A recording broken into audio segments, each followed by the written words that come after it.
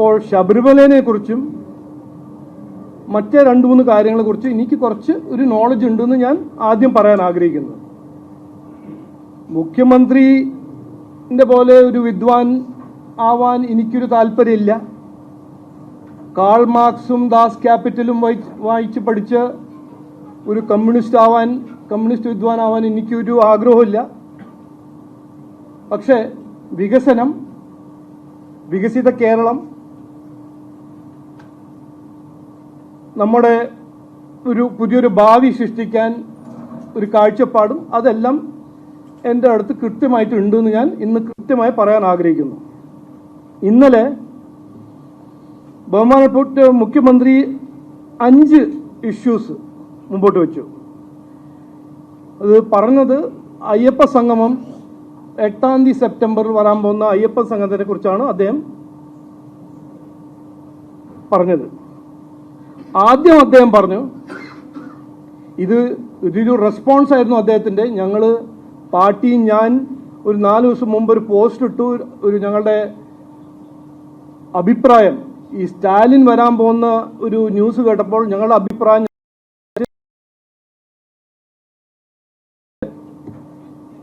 ബഹുമാനപ്പെട്ട മുഖ്യമന്ത്രി 5 കാര്യങ്ങൾ പറഞ്ഞു. ആദ്യം അദ്ദേഹം പറഞ്ഞത്, ഇത് രാഷ്ട്രീയമായിട്ട് കാണരുത്. ഇത് ആരെ വിഡ്ഢിയാക്കാനാണ് അദ്ദേഹം പറഞ്ഞത്? ഇത് രാഷ്ട്രീയമല്ലെങ്കിൽ എന്താണ്? ഇത് രാഷ്ട്രീയമല്ലെങ്കിൽ ദേവസ്വം ബോർഡ് ചെയർമാൻ അല്ലേ ചെന്നൈ പോകേണ്ടത്? പിന്നെ എന്തിനാണ് സ്റ്റാലിനെ ഇൻവൈറ്റ് ചെയ്യുന്നത്?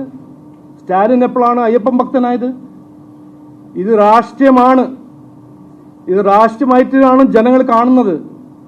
4 മാസം ഇലക്ഷന് മുമ്പ് ഇത് രാഷ്ട്രീയ നാടകമാണെന്ന് ഞാൻ കൃത്യമായി പറയുന്നു. രണ്ടാമത്തത് അദ്ദേഹം പറഞ്ഞു, സർക്കാർ പരിപാടിയല്ല, ദേവസ്വം പരിപാടിയാണെന്ന്. ഞങ്ങൾ ഈ പരിപാടിന്റെ എതിരെ ഒന്നും പറഞ്ഞില്ലല്ലോ.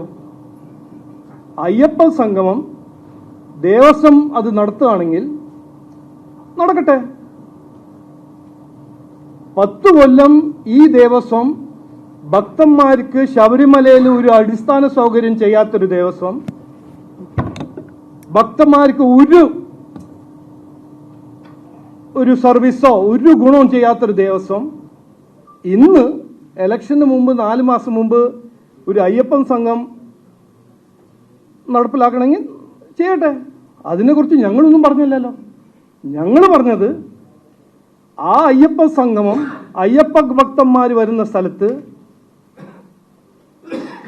ഹിന്ദുവിന്റെ എതിരെ ഹിന്ദു വൈറസ് ആണെന്ന് പറഞ്ഞ DMK സ്റ്റാലിനും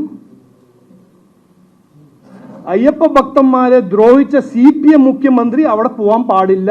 കാരണം അതൊരു അപമാനമാണ് എന്ന് ഞങ്ങൾ കൃത്യമായി പറഞ്ഞു. സർക്കാർ പരിപാടി അല്ലെങ്കിൽ എന്തിനാണ് മുഖ്യമന്ത്രി ഇന്നലെ ഇതിനെക്കുറിച്ച് സംസാരിക്കുന്നത്? മുഖ്യമന്ത്രി ദേവസ്വം ബോർഡ് ചെയർമാൻ ആണോ? അപ്പൊ ദേവസ്വം ബോർഡ് ചെയർമാൻ അല്ലേ പ്രസ് കോൺഫറൻസ് നടത്തേണ്ടത്? ഇത് രാഷ്ട്രീയം ഇതിലുണ്ട്. ഇത് സർക്കാർ പരിപാടിയാണ്. ഇതിൽ ആർക്കും ഒരു സംശയവും ഇല്ല. മുഖ്യമന്ത്രി ഇതിനെ വെറുതെ ഒരു വേറെ ഡയറക്ഷനിൽ കൊണ്ടുപോകാൻ മനഃപൂർവ്വം ജനങ്ങളെ വെഡ്ഡിയാക്കാൻ നോക്കരുത്. പിന്നെ മുഖ്യമന്ത്രി പറഞ്ഞു, ഇത് ആരാധനയുടെ ഭാഗമാണെന്ന്. ഞാൻ എല്ലാ ബഹുമാനത്തോടും പറയുന്നത്, മുഖ്യമന്ത്രി ഒരു ദൈവവിശ്വാസിയല്ല. മുഖ്യമന്ത്രി ഒരു നാസ്തികനാണ്. അദ്ദേഹം പറഞ്ഞു, ഞാനൊരു ഹിന്ദു വിശ്വാസിയാണ്. ഞങ്ങളുടെ പാർട്ടിയിൽ ഹിന്ദു ഉണ്ട്, ക്രിസ്ത്യൻ ഉണ്ട്, മുസ്ലിംസ് ഉണ്ട്. അതിൽ 99% വിശ്വാസികളാണ്. അപ്പോൾ ഞാൻ 18 തവണ ശബരിമല പോകുന്ന ഒരു വിശ്വാസി പറയുമ്പോൾ എനിക്കൊന്നും അറിയില്ല. ഒരു നാസ്തികനായൊരു CPM മുഖ്യമന്ത്രി ഇതിനെക്കുറിച്ച് പറയുമ്പോൾ ആരാണ് ജനങ്ങൾ വിശ്വസിക്കുന്നത്? ആരാണ് ഇതിനെക്കുറിച്ച് ശരിക്കും സംസാരിക്കുന്നത്? ഇത് ആരാധന ഭാഗമാണെങ്കിൽ, അയ്യപ്പ ഭക്തന്മാർക്ക് അവരുടെ വിശ്വാസം ബഹുമാനിക്കുന്ന പ്രോഗ്രാം ആണെങ്കിൽ സ്റ്റാലിനെയും DMKയും വിളിക്കരുത്.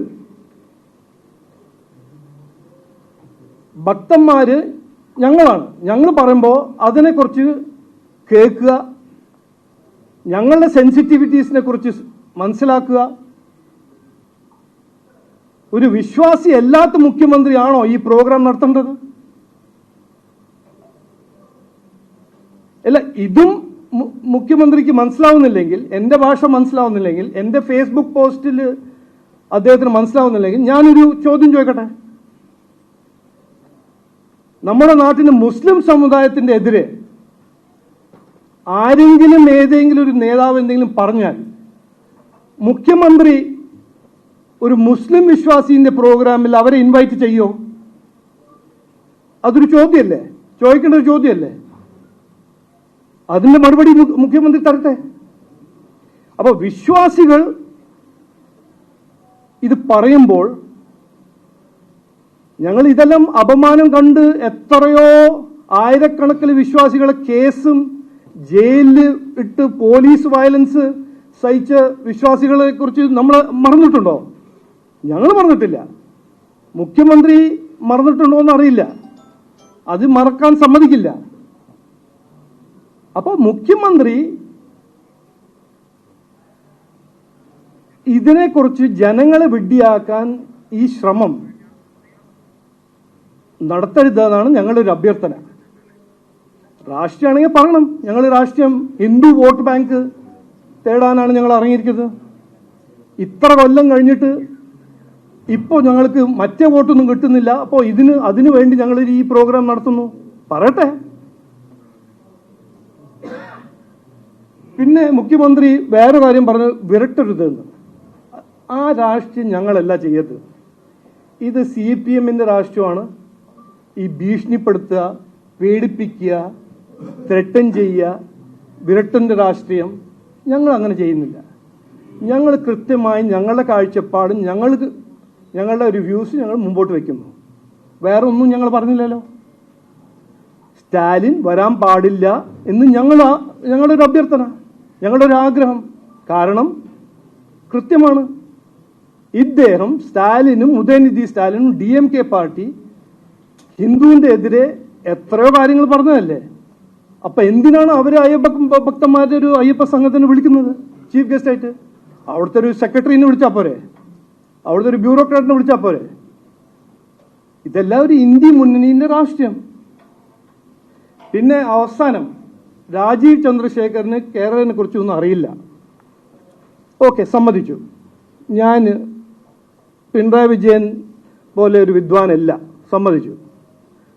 പക്ഷെ അങ്ങനത്തെ ഒരു വിദ്വാനാവാൻ എനിക്കൊരു ആഗ്രഹമില്ല. കാരണം പിണറായി വിജയൻ 5.5 ലക്ഷം കോടി കടം ജനങ്ങളെ തലയിൽ വെച്ച് സൃഷ്ടിച്ചൊരു മുഖ്യമന്ത്രിയല്ലേ. രാജ്യത്തിലെ ഏറ്റവും കൂടുതൽ തൊഴിലില്ലായ്മ സൃഷ്ടിച്ചൊരു മുഖ്യമന്ത്രിയല്ലേ. വിദ്വാനാണല്ലോ.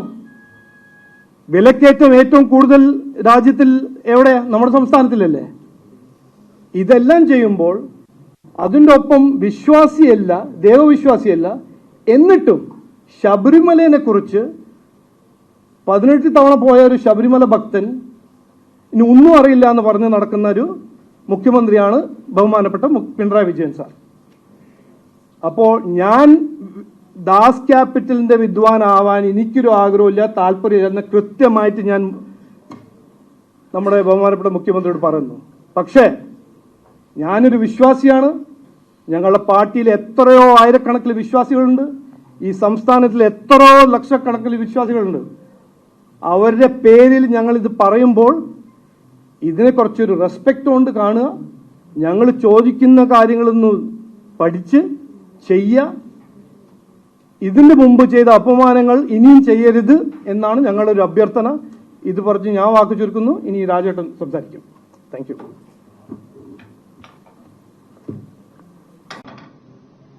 ഈ പമ്പയിൽ നടക്കാൻ പോകുന്ന അയ്യപ്പ സംഗമം സർക്കാരിന്റെ കപടമുഖത്തെയാണ് അനാവരണം ചെയ്യുന്നത്. ശബരിമല ക്ഷേത്രത്തിന് വേണ്ടി, അയ്യപ്പ ഭക്തന്മാർക്ക് വേണ്ടി യാതൊന്നും ചെയ്തിട്ടില്ല എന്ന പച്ചയായ പരമാർത്ഥം എല്ലാ അയ്യപ്പന്മാരിലും വേദന ഉളവാക്കുന്നതാണ്. അവിടെ എത്തുന്ന അയ്യപ്പന്മാർ വെള്ളം കിട്ടാതെ, കിടക്കാൻ നിവൃത്തിയില്ലാതെ, തള്ളലിലും തിക്കിലും തിരക്കിലും പെട്ട് വളരെയേറെ കഷ്ടനഷ്ടങ്ങൾ സഹിക്കുമ്പോൾ അതേക്കുറിച്ചൊന്നും പറയാനോ സംസാരിക്കാനോ പരിഹരിക്കാനോ സർക്കാർ മുതിരാതെയാണ് ഇപ്പോൾ ഒരു അയ്യപ്പ സംഗമത്തിന് മുതിരുന്നത്. അവിടുത്തെ വികസന കാര്യങ്ങളെക്കുറിച്ച് എത്രയോ കമ്മിറ്റി റിപ്പോർട്ടുകളുണ്ട്, കമ്മീഷനുകളുണ്ട്. അതിനെക്കുറിച്ചൊന്നുമല്ല ഇവിടെ ചർച്ച. ഇവിടെ അയ്യപ്പ സംഗമം എന്ന് പറയുന്ന വൈകാരികമായ ഒരു വിഷയത്തെ ഉയർത്തിപ്പിടിച്ച് വോട്ട് തട്ടിപ്പ് നടത്തി അടുത്ത തെരഞ്ഞെടുപ്പിൽ എങ്ങനെയും അധികാരത്തിലേക്ക് വരണം എന്ന ദുഷ്ടലാക്കാണ് ഇതിന്റെ പിന്നിലുള്ളത്. വളരെ വ്യക്തമാണ്. ഹിന്ദു റിലീജിയസ് ഇൻസ്റ്റിറ്റ്യൂഷൻസ് ആക്ട് അനുസരിച്ചാണ് ദേവസ്വം ബോർഡ് രൂപീകരിച്ചിരിക്കുന്നത്. അതൊരു സ്വതന്ത്ര പരമാധികാര സ്ഥാപനമാണ്. അതിൽ യാതൊരു ഇടപെടലുകൾക്കും സാധ്യതയില്ല. നിയമപരമായി അത് ശരിയുമല്ല. പക്ഷെ സർക്കാർ ഇവിടെ ഇടപെടുകയാണ്. എല്ലാം മന്ത്രിയാണ് ചെയ്യുന്നത്. ഇനി മന്ത്രി നാളെ പറയുകയാണ് ശബരിമല ക്ഷേത്രത്തിൽ കൊടിയേറ്റം അത് ഇന്ന തീയതി മതി, നാളെ നട തുറക്കുന്നത് ഒരു രാവിലെ ഒരു 7 മണിക്ക് മതി എന്ന് പറയാൻ തുടങ്ങിയാൽ ഇനി എന്ത് ചെയ്യും? അയ്യപ്പ സംഘമാണെന്ന് അയ്യപ്പന്മാരെയാണ് വിളിച്ചു കൂട്ടുന്നത്. സാധാരണ ഒരു അവലോകന യോഗം നടക്കാറുണ്ട്. അത് ഉദ്യോഗസ്ഥന്മാരുടെ യോഗമാണ്. കാരണം സൗകര്യങ്ങൾ ചെയ്തു കൊടുക്കുന്നതിനെ കുറിച്ചാണ്. സൗകര്യങ്ങൾ ചെയ്തു കൊടുക്കുന്നത് പറ്റിയല്ല ഇവിടുത്തെ പ്രശ്നം. അയ്യപ്പ സംഗമം എന്ന് പറയുന്നത് അയ്യപ്പ ഭക്തന്മാരുടെ സമ്മേളനമാണ്. അത് അയ്യപ്പ വിശ്വാസവുമായി ബന്ധപ്പെട്ട കാര്യമാണ്. അത് ഒരു മതേതര സർക്കാരിന് അത് നടത്താനുള്ള അധികാരമില്ല. മന്ത്രി എന്ന് പറയുന്നത് MLA വിജയിച്ചു വന്നത് അത് നടത്താനുള്ള മാൻഡേറ്റ് ജനങ്ങൾ കൊടുത്തിട്ടില്ല, മന്ത്രിക്ക് കൊടുത്തിട്ടില്ല. ഒരു മതേതര സർക്കാരിന് ഇതിന്റെ ഭരണം നടത്താനാണ് ആ മന്ത്രിക്ക് അധികാരമുള്ളൂ. പണ്ട് കാലത്തും ദേവസ്വം മന്ത്രിമാരാരും ആ ക്ഷേത്രത്തിന്റെ ആഭ്യന്തര കാര്യങ്ങളിൽ ഇടപെട്ടിട്ടില്ല. പക്ഷേ ഇപ്പോഴെന്തിനാണ് ഇടപെടുന്നത്? മന്ത്രി തമിഴ്നാട്ടിൽ പോയി ക്ഷണിക്കുന്നു, പത്രസമ്മേളനം നടത്തി അയ്യപ്പ ഭക്ത സംഗമത്തെക്കുറിച്ച് വിശദീകരിക്കുന്നു. അപ്പോൾ അതൊരു ഇടപെടലാണ്. ശബരിമല ക്ഷേത്രത്തിന്റെ ഭരണ നിർവഹണ കാര്യത്തിൽ ഒരു മതേതര സർക്കാരിന്റെ ഇടപെടലാണ്. അത് ശരിയല്ല. അത് ഹൈന്ദവ സമൂഹത്തിന്റെ ആരാധനാ സ്വാതന്ത്ര്യത്തിന്റെ ഒരു ലംഘനമാണ്, ഒരു കടന്നുകയറ്റമാണ്. ഒരു ക്ഷേത്രത്തിന്റെ ദൈനംദിന സ്വതന്ത്ര ഭരണ നിർവഹണത്തിൽ മതേതര സർക്കാർ ഇടപെടുകയാണ്. ഇതിനെയാണ് ചോദ്യം ചെയ്യുന്നത്. അപ്പോൾ ദേവസ്വം ബോർഡിനെ നോക്കുകുത്തിയാക്കി മാറ്റി ശബരിമല ക്ഷേത്രത്തിന്റെ ദൈനംദിന കാര്യങ്ങളിലേക്ക് ഇനി ഓരോന്നോരോന്നായിട്ട് കൈയടക്കി അത് സ്വന്തം സ്ഥാപനമാക്കി, സർക്കാരിന്റെ സ്ഥാപനമാക്കി മാറ്റാൻ പോവുകയാണ്. ഇതിനെയാണ് ചോദ്യം ചെയ്യുന്നത്. ഇനി രണ്ടാമത്തെ കാര്യം, ഇത് ആരാധനയുടെ ഭാഗമാണെന്ന് പറയും. ആരാധനയുടെ ഭാഗമായിട്ട് നടത്തേണ്ടത് സർക്കാരാണ്.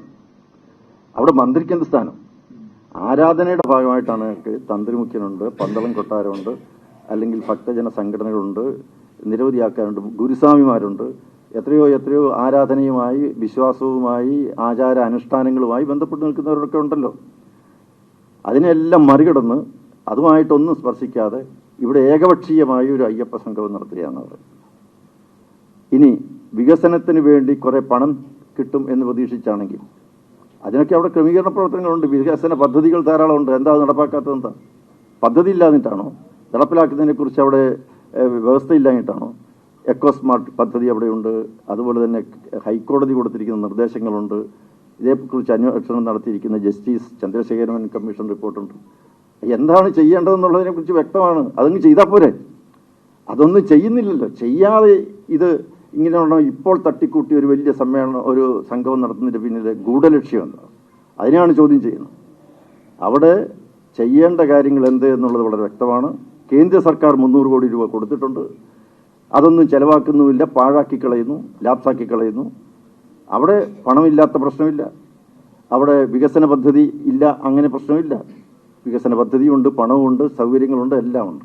പക്ഷേ അയ്യപ്പന്മാർക്ക് വേണ്ടി ഒന്നും ചെയ്തു കൊടുക്കില്ല. അവിടെ കുടിക്കാൻ വെള്ളമില്ലാതെ, കഴിക്കാൻ ആഹാരം കിട്ടാതെ, കയറിക്കിടക്കാൻ ഒരു വിരിവെക്കാൻ ഒരു സൗകര്യമില്ലാതെ മണിക്കൂറുകളോളം ക്യൂ നിൽക്കുന്ന അയ്യപ്പ ഭക്തന്മാർ തള്ളലും തിക്കിലും പെരക്കിലും പെട്ട് കഷ്ടപ്പെടുന്ന അവരുടെ ദുഃഖ സത്യങ്ങൾ, വേദനകൾ, ദുരിതങ്ങൾ അതിനൊന്നും ആൻസർ ചെയ്യാൻ ഇതേവരെ കഴിയുന്നില്ല. ഇവർക്കാർക്കും കഴിയുന്നില്ല. എത്രയോ വർഷക്കാലം, 10 വർഷമായി ഇപ്പോൾ ഭരിക്കുന്നു. എന്താണ് ശബരിമലയ്ക്ക് വേണ്ടി ചെയ്തത്? ഈ പണമൊക്കെ ലാപ്സാക്കി കളയല്ലാതെ എന്ത് ചെയ്തു? ഒരു ലാട്രിനെങ്കിലും കൂടുതലായിട്ട് പണിത് കൊടുത്തോ? അല്ലെങ്കിൽ ഒരു 2 വാട്ടർ ടാപ്പെങ്കിലും കൂടുതൽ വെച്ച് കൊടുത്തിട്ടുണ്ട്? അപ്പോൾ ഇനി ശബരിമല ആചാര സംരക്ഷണത്തിന് വേണ്ടിയാണ് നടത്തുന്നതെങ്കിൽ, അല്ലെങ്കിൽ ആരാധനയുടെ ഭാഗമായിട്ട് നടത്തുന്നതെങ്കിൽ, ഇവിടെ ആരാധനയും ആചാരവും സംരക്ഷിക്കാൻ വേണ്ടി ഐതിഹാസികമായ ഒരു വലിയ ഭക്തജന പ്രക്ഷോഭം നടന്നിട്ടുണ്ട്. അതിൻ്റെ മുന്നിൽ ഈ സർക്കാർ മുട്ടുകുത്തിയതാണ്. അതേക്കുറിച്ച് എന്ത് പറയുന്നു? അന്ന് സർക്കാർ എടുത്തൊരു നിലപാടുണ്ട്, വളരെ ശക്തമായ നിലപാട്. ഇവിടെ ലിംഗനീതിയെക്കുറിച്ചും ലിംഗസമത്വത്തെക്കുറിച്ചും പറഞ്ഞുകൊണ്ടാണ് ശബരിമല ക്ഷേത്രത്തിലെ ആചാരങ്ങൾ ധ്വംസിക്കാം എന്ന് തന്നെയാണ് മുഖ്യമന്ത്രി അന്ന് പറഞ്ഞത്. അതിനെക്കുറിച്ച് സുപ്രീം കോടതിയിൽ ഇപ്പോഴൊരു സത്യവാങ്മൂലമുണ്ട്. സത്യവാങ്മൂലം ഇതവരെ തിരുത്തിയിട്ടില്ല, പിൻവലിച്ചിട്ടില്ല. അപ്പം അങ്ങനെ പറയുന്ന ആൾക്കാർക്ക് അയ്യപ്പ ഭക്തന്മാരെ വിളിച്ചു കൂട്ടാൻ എന്ത് ധാർമ്മികമായ അവകാശം? ഈ ധാർമ്മികതയാണ് ചോദ്യം ചെയ്യുന്നത്. അവർക്ക് ധാർമ്മികമായ അവകാശമില്ല എന്നാണ് പറയുന്നത്. ഇത്രയധികം, അതും പമ്പയിൽ വെച്ചാണ് നടക്കുന്നത്. പമ്പ എന്ന് പറയുന്ന സ്ഥലത്ത് ഗണപതി ക്ഷേത്രത്തിന്റെ മുന്നിൽ ഗണപതി മിത്താണെന്ന് പറഞ്ഞ ആൾക്കാർ ഒരുമിച്ച് ഒരു വലിയൊരു സമ്മേളനം നടത്തുകയാണ്. അവിടെയാണ് തന്ത്രിമുഖ്യൻ മഹേശ്വരർ അദ്ദേഹത്തിന്റെ സഹധർമ്മിണിയെ അറസ്റ്റ് ചെയ്തത്. അവിടെ ആ സഹധർമ്മിണിയുടെ അല്ലെ തന്ത്രി കുടുംബത്തിൽപ്പെട്ടവരെയൊക്കെ അറസ്റ്റ് ചെയ്തു. അവരുടെ കണ്ണുനീർത്തുള്ളികൾ വീണ് നനഞ്ഞ മണ്ണാണ് പമ്പയിലേത്. അവർക്കെതിരെ കേസാണ് ഇപ്പോഴും. ഈ ആചാരവും ആരാധനയും പറയുന്ന മുഖ്യമന്ത്രി എന്താ ഈ തന്ത്രി കുടുംബത്തിനെതിരെ എടുത്ത നടപടിയെക്കുറിച്ച് എന്താ പറയാ? അറസ്റ്റ് ചെയ്ത് പിണറായിയുടെ പോലീസാണ്. അപ്പൊ ഈ വക കാര്യങ്ങളൊക്കെ തമസ്കരിച്ചിട്ട് ഇതൊക്കെ നമുക്ക് മറന്നു കളയാം എന്ന് പറഞ്ഞ് ഇപ്പോൾ ഒരു അയ്യപ്പ സംഘമായിട്ട് വന്നാൽ അങ്ങനെ ചെയ്ത തെറ്റിനെ വെള്ളപൂശാനൊന്നും ആരും തയ്യാറായില്ല. തെറ്റ് തന്നെയാണ്. അതിന് ക്ഷമ പറയുക തന്നെ വേണം. അയ്യപ്പ ഭക്തന്മാരുടെ മുമ്പിൽ മാപ്പ് ചോദിക്കണം. ഈ കോടതി കയറി ഇറങ്ങി ഇപ്പൊ CAA-ക്കെതിരായിട്ട് നടന്ന ഒരു വലിയ പ്രക്ഷോഭമുണ്ടല്ലോ, ആ പ്രക്ഷോഭത്തിൽ പങ്കെടുത്തവർക്കെതിരെ ഫയൽ ചെയ്ത കേസുകളൊക്കെ പിൻവലിച്ചല്ലോ. എന്താ അയ്യപ്പന്മാർക്കെതിരായിട്ടുള്ള കേസ് പിൻവലിക്കാത്തതെന്താ? അപ്പോൾ ഇതിൻ്റെ അകത്തൊക്കെ ചില കള്ളക്കളികളുണ്ട്. അത് തുറന്നു കാണിക്കുക മാത്രമേ ഭാരതീയ ജനതാ പാർട്ടി ചെയ്യുന്നുള്ളൂ. ഇതിൻ്റെ അകത്ത് വേറെ ഒരു ഗൂഢോദ്ദേശവും ഇല്ല. സത്യമായിട്ട് ജനങ്ങൾ അറിയണം. അതിനെ മൂടിവെച്ച് അതിൻ്റെ മുന്നിൽ ജനങ്ങളെ കബളിപ്പിക്കാൻ നടത്തുന്ന ശ്രമം വിലപ്പോവില്ല എന്ന് മാത്രമേ പറയുന്നു.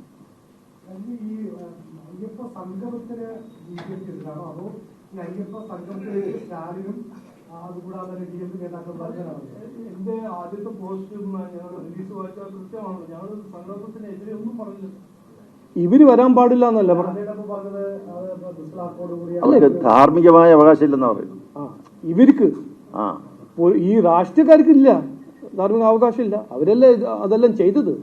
പണ്ട് കാലത്ത് ശബരിമല ചെയ്തത് ആരാണ്? അവിടെ ദേവസ്വം ബോർഡല്ലല്ലോ ചെയ്തത്, ഇവരല്ലേ, മുഖ്യമന്ത്രിയല്ലേ. ഹിന്ദുക്കളുടെ എതിരെ സംസാരിച്ചത് സ്റ്റാലിൻ അല്ലേ, അവിടുത്തെ സെക്രട്ടറി അല്ലല്ലോ, അവിടുത്തെ ദേവസ്വം ബോർഡിന്റെ ചെയർമാൻ അല്ലല്ലോ. അപ്പോൾ ഞങ്ങൾ കൃത്യമായി പറഞ്ഞത് അവർക്ക് ഇവിടെ വരാൻ ഒരു അവകാശവും. എന്തിനാണ് അവർ വരുന്നത്? എന്ത് കണ്ടിട്ടാണ് അവർ വരുന്നത്? എന്താണ് അവരുടെ ലക്ഷ്യം? അത് ചോദിക്കാൻ ഞങ്ങളുടെ ഒരു ഉത്തരവാദിത്വമാണ്, ഞങ്ങളുടെ ഒരു റെസ്പോൺസിബിലിറ്റിയാണ്.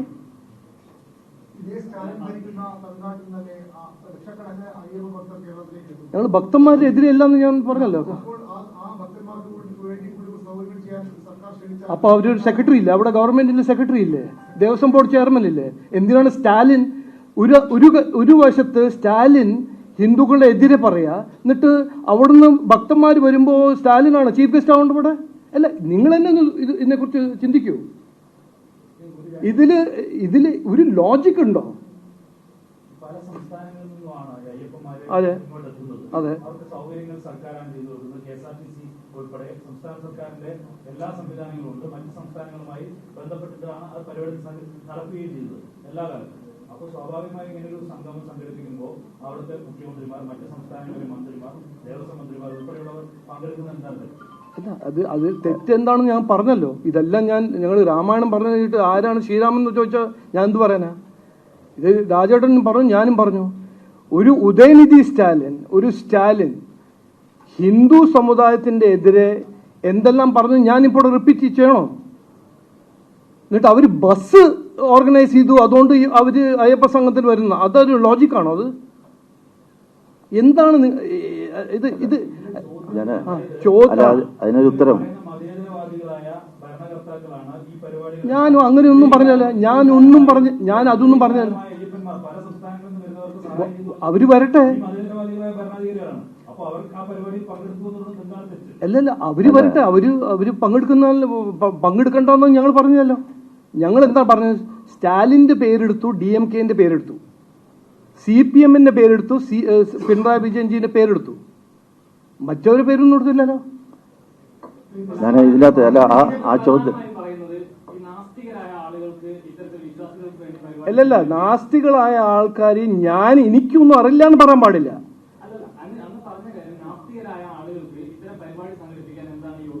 അല്ല ഞാൻ പറഞ്ഞത് അങ്ങനെയല്ല. എനിക്കറിയാലോ ഞാൻ എന്താ പറഞ്ഞത്. ഞാൻ പറഞ്ഞത് രാജീവ് ചന്ദ്രശേഖരന് ഇതിനെക്കുറിച്ചൊന്നും അറിയില്ല എന്നാണ് മുഖ്യമന്ത്രി പറഞ്ഞത്.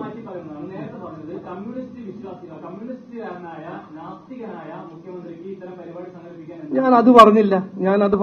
ഞാൻ അത് അങ്ങനെ ഡൗട്ട് ഉണ്ടെങ്കിൽ ഞാൻ കൃത്യമായി പറഞ്ഞു. അത് ഞാൻ പറയുന്നില്ല. ഇല്ല, ഞാൻ പറഞ്ഞില്ല. എനിക്കറിയാം. ഞാൻ പറഞ്ഞില്ല. ഞാൻ നോട്ട് എന്റെ പൊസിഷൻ, BJPന്റെ പൊസിഷൻ ഇതിനെക്കുറിച്ച് ആദ്യത്തെ ദിവസം മുതൽ ഇന്ന് വരെ ഇത് മനഃപൂർവ്വം ആരെങ്കിലും അതിനെ ഡിസ്റ്റോർട്ട് ചെയ്യാൻ നോക്കിയാൽ എനിക്കത് അതിനെപ്പറ്റി ഞാൻ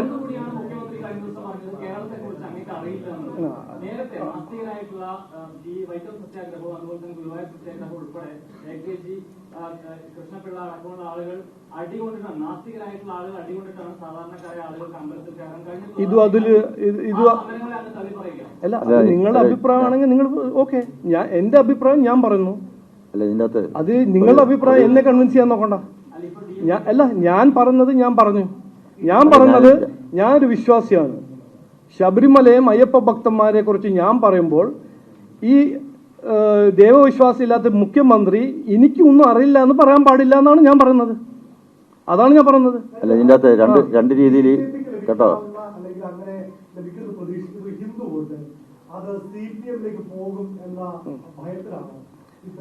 ഞങ്ങൾ ചെയ്യുന്നത് ഒരു ഭയത്തിനാണോ ചെയ്യുന്നത്? ഇതിൽ എന്താണ് ഭയം? ഇതൊരു പ്രിൻസിപ്പിൾ അല്ലേ?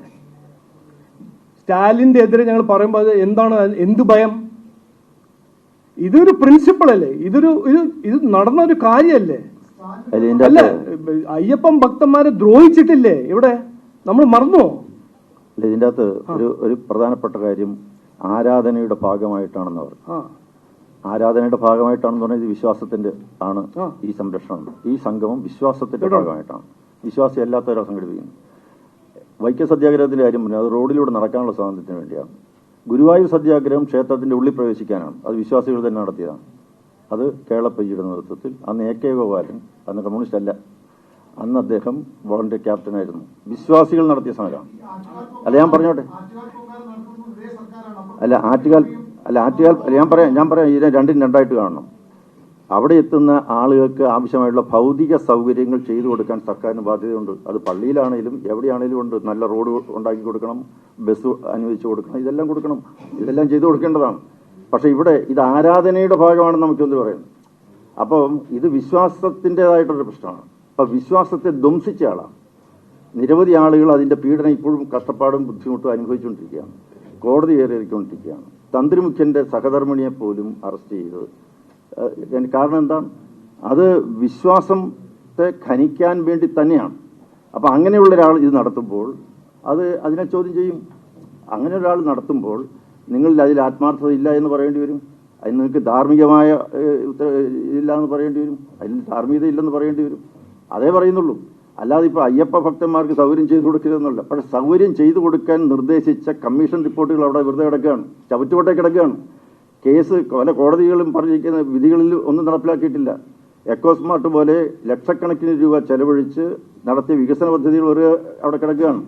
അപ്പോൾ ഇതൊന്നും ചെയ്യാതെ ഇപ്പോൾ ഒരു അയ്യപ്പ ഭക്തസംഘം ആരാധനയുടെ ഭാഗമായിട്ട് നടത്തുന്നു എന്ന് പറയുമ്പോൾ അത് സംശയമുണ്ട്.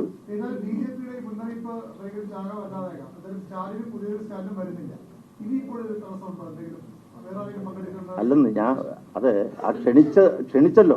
ആ ക്ഷണിച്ചതിന്റെ യുക്തിയാണ് ചോദ്യം ചെയ്യുന്നത്. അതെ, അല്ല വരട്ടെ, അത് അവര് അത് അംഗീകരിച്ചിട്ടില്ലല്ലോ.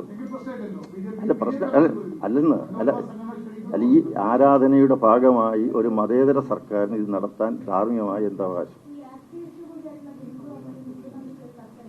അതെ, ആ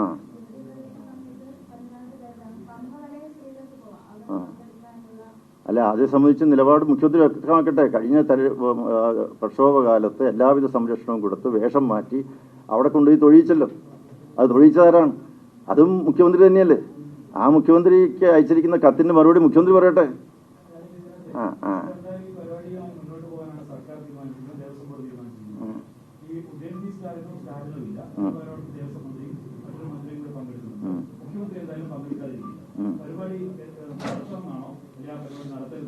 അല്ല ആ പരിപാടിയുടെ ധാർമ്മികത ചോദ്യം ചെയ്യുകയാണ്.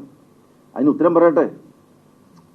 ഞാൻ പറയുന്നത് ഇപ്പം നാളെ മുഖ്യമന്ത്രി പറയുകയാണ്, അല്ലെങ്കിൽ ദേവസ്വം മന്ത്രി പറയുകയാണ്, ദൈവനാമത്തിൽ സത്യപ്രതിജ്ഞ ചെയ്യാൻ പോലും മടി കാണിക്കുന്ന ഒരു മന്ത്രി പറയുകയാണ്, ദേവസ്വം മന്ത്രി പറയുകയാണ്, നാളെ ശബരിമലയിൽ ഉത്സവത്തിന് കൊടിയേറുന്ന സമയം ഇപ്പോൾ നിശ്ചയിച്ചതല്ല.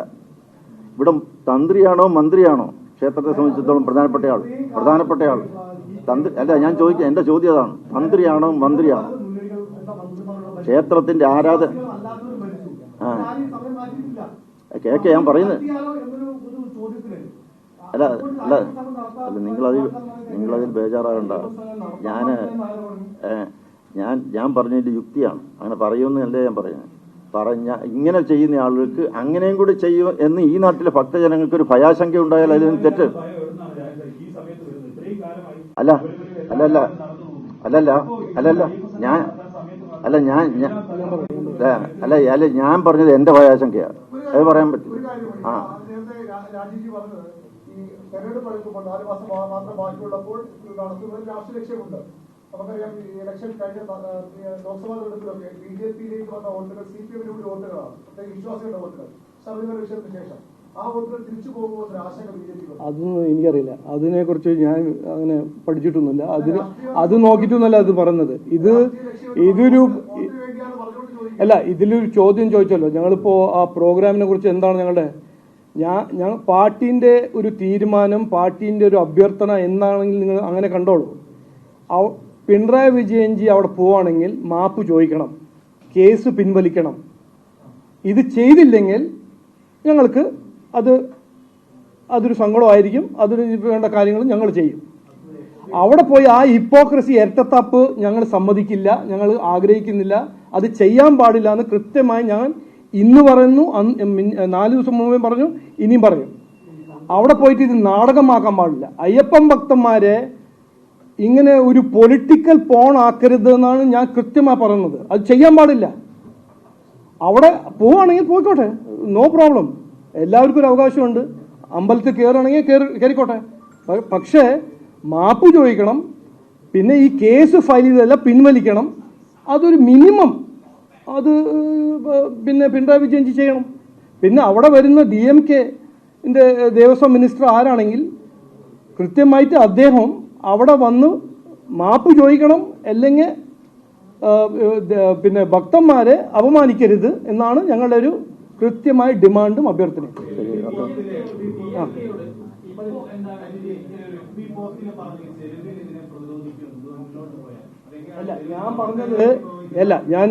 ഞാൻ പറഞ്ഞത് ഞങ്ങളുടെ ഇതിന്റെ ഡിറ്റർമിനേഷൻ നിങ്ങൾ അണ്ടർ എസ്റ്റിമേറ്റ് ചെയ്യാൻ പാടില്ല. ഞാൻ പോസ്റ്റ് ചെയ്യുമ്പോൾ വെറുതെ എനിക്ക് പണിയില്ലാണ്ട് പോസ്റ്റ് ചെയ്യാനല്ല ചെയ്യുന്നത്. ഞങ്ങളെല്ലാം വിചാരിച്ച് ചിന്തിച്ച് ഞങ്ങൾ ഇതിൽ വിശ്വസിക്കുന്ന ആൾക്കാരാണ് ഇതെല്ലാം. അതുകൊണ്ട് ഞങ്ങൾ പറയുന്നത് കുറച്ച് കൃത്യമായിട്ട് പഠിക്കുക, മനസ്സിലാക്കുക. അതിന്റെ പിന്നിൽ എന്താണ് ഞങ്ങളുടെ ഒരു തോട്ട് പ്രോസസ്സ് അതൊന്ന് മനസ്സിലാക്കണമെന്ന് ഞാൻ പറഞ്ഞു. അത്രേ പറഞ്ഞുള്ളൂ.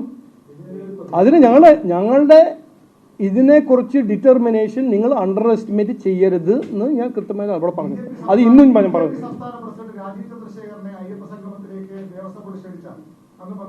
ഓ പങ്കെടുക്കും. അപ്പൊ പക്ഷേ ഞാൻ അവിടെ മാഫ് ചോദിക്കാൻ എനിക്ക് ഒരു കോസ്റ്റ് ഇല്ലല്ലോ. ഇല്ലല്ലോ, അതാണ് ഞാൻ പറഞ്ഞത്. അവര് പോകുമ്പോഴല്ലേ മാപ്പ് ചോദിക്കേണ്ടത്. ഞാനവിടെ പോകും. അവരുണ്ടെങ്കിൽ അവരോട് ഞാൻ പറയും എന്താണ് ഇവിടെ വന്നിരിക്കുന്നത്. മുഖ്യമന്ത്രിക്കൊപ്പം അയ്യോ, ഞാൻ എല്ലാ കൊല്ലവും ശബരിമല പോകുന്ന എനിക്കൊരു വലിയൊരു മതേതരവാദിയായ ഈ മതേതരവാദി എന്നൊന്നും വെറുതെ നിങ്ങൾ ഈ CPM-ന്റെ ഓരോരോ പ്രോപ്പഗാൻഡ സ്റ്റേറ്റ്മെന്റ് ഒന്നും കൊണ്ടുവരല്ലേ. മതേതരവാദി പിന്നെ അവര് പിന്നെ അല്ല, ഞാനൊരു കാര്യം പറഞ്ഞില്ലേ, അങ്ങനെ വലിയൊരു മതേതരവാദിയാണെങ്കിൽ പിന്നെ ഒരു മുസ്ലിമിന്റെ എതിരെ സംസാരിക്കുന്ന ഒരു പൊളിറ്റീഷ്യനെ കൊണ്ടുവരട്ടെ, ഒരു മുസ്ലിം പ്രോഗ്രാമിലേക്ക് കൊണ്ടുവരാൻ ധൈര്യം കാണിക്കട്ടെ പിണറായി വിജയൻജി. അങ്ങനെ വലിയൊരു ധൈര്യം ഉണ്ടെങ്കിൽ അല്ല, അപ്പൊ ഹിന്ദു വിശ്വാസികളുടെ എതിരെ സംസാരിക്കുമ്പോൾ നിങ്ങൾ പറയുന്നത് അത് മതേതരം ഞങ്ങൾ അങ്ങനെ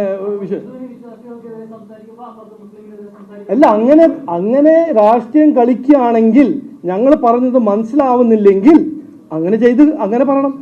അങ്ങനെ ഞങ്ങൾ പറയുന്നു. ഇങ്ങനെ നോക്കൂ, ഒരു സ്ട്രെയിറ്റ് ലൈൻ പറഞ്ഞാൽ നമ്മുടെ ബഹുമാനപ്പെട്ട മുഖ്യമന്ത്രിക്ക് മനസ്സിലാവുന്നില്ലെങ്കിൽ പിന്നെ ഒരു ട്വിസ്റ്റഡ് വഴി പറയണം. ഞാനൊരു കൃത്യമായി അത് നിങ്ങൾ അതെ എനിക്ക് താല്പര്യമില്ല.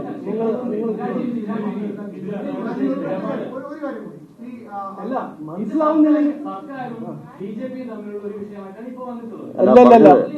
അല്ലല്ല, നിങ്ങൾ പറഞ്ഞ മനസ്സിലാകാത്തതുകൊണ്ട് ഞാൻ പറഞ്ഞത് വിശ്വാസിന്റെ എതിരെ സംസാരിക്കുന്ന ആൾക്കാരെ ചീഫ് ഗസ്റ്റ് ആയിട്ട് കൊണ്ടുവരുമ്പോൾ അത് വിശ്വാസിന്റെ എതിരെ ഒരു അപമാനമല്ല, അവര് ഇൻസൾട്ട് ആവുന്നില്ലേ? അത് നിങ്ങൾ മനസ്സിലാവുന്നില്ലെങ്കിൽ ഞാനൊരു എക്സാമ്പിൾ ആയിട്ട് പറയാം. അങ്ങനെ ചെയ്യില്ലല്ലോ. അങ്ങനെ ചെയ്യില്ല, അവിടെ ചെയ്യില്ലെങ്കിൽ പിന്നെ എന്തിനാ ഇവിടെ ചെയ്യുന്നത്? അതാണ് എന്റെ ചോദ്യം. എന്താണ് ഹിന്ദു സമുദായത്തിന് മാത്രം അല്ല, സ്റ്റാലിനും ഉദയനിധി സ്റ്റാലിൻ ഹിന്ദുവിന്റെ എതിരെ സംസാരിച്ചിട്ടുണ്ടെന്ന് ആർക്കെങ്കിലും സംശയമുണ്ടോ? ഇല്ലല്ലോ. പിന്നെ എന്തിനാണ് അവരെ ചീഫ് ഗസ്റ്റ് ആയിട്ട് വിളിക്കുന്നത്? ഈ നാട്ടില് ഈ രാജ്യത്തിൽ 10,000 ആൾക്കാരില്ലേ വിളിക്കാൻ? എന്തിനാണ് സ്റ്റാലിൻ ഉദയനിധി സ്റ്റാലിനെ വിളിക്കുന്നത്? എന്താണ് ചന്ദ്രബാബു നായിഡുവിനെ വിളിക്കാത്തത്? അല്ല തെലങ്കാനയിലെ മുഖ്യമന്ത്രി എന്താ വിളിക്കാത്തത്? അല്ല, DMK-ന്റെ ശത്രു എന്നല്ല, CMK-ന്റെ ശത്രു. ഇത് എന്ത് ലോജിക്കാണ്? അത് മുറസോളി മാറനായിരുന്നില്ലേ? അത് സ്റ്റാലിൻ ആയിരുന്നോ? സ്റ്റാലിനല്ലേ ഇപ്പൊ DMK-ന്റെ പ്രസിഡന്റ്? സ്റ്റാലിന്റെ മകനല്ലേ ഇത് പറഞ്ഞത്? ഇത്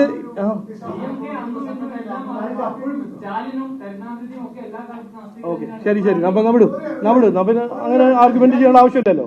നിങ്ങൾ തീരുമാനിച്ചോളൂ.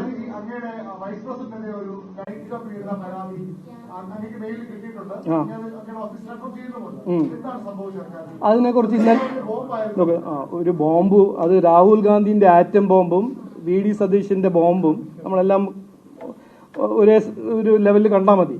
അത് പടക്കമല്ല, ഒരു ഡാം സ്ക്വിബ്, ജനങ്ങളുടെ ശ്രദ്ധ തിരിക്കാൻ അവരൊരു സ്ട്രാറ്റജി. ഓക്കെ, ചെയ്യട്ടെ. അതിനെക്കുറിച്ച് ഞങ്ങളുടെ പാർട്ടി ഇന്നലെ സംസാരിച്ചു. അതാണ് അതിന്റെ ലാസ്റ്റ് വേർഡ്.